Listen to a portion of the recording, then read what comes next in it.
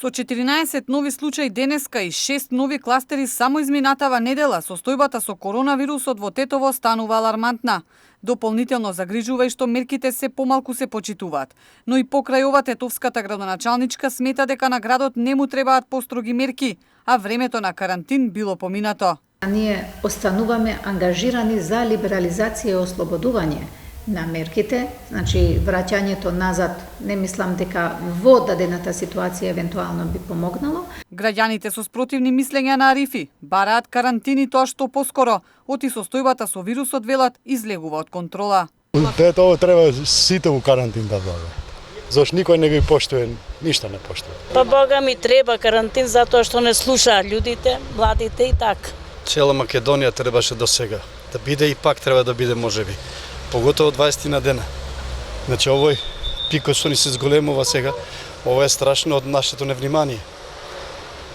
Или па од властите кои не одредуваат точни мерки, прецизни и исти да се применуваат. Па може да би требало.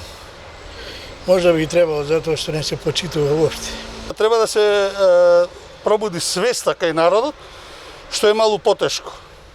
Не можеш ти да ги убедиш луѓето дека е опасно, ако тој у главата или некој му кажал дека тоа не е ништо обичен сезонски грип.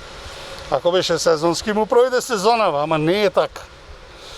Ја мислим дека треба карантин, треба под полициски час. Сериозноста на ситуацијата во Полошко ја потврдуваат и епидемиолозите, но за да не се враќаат рестриктивните мерки, граѓаните ќе мора да научат да живеат строго почитувајќи ги мерките. Доколку би биле подисциплинирани, и мислам дека со тоа и интензитетот на вирусот ќе го намалиме, а со тоа и новите бројки нема да се зголемуваат, тука напротив ќе се намалат.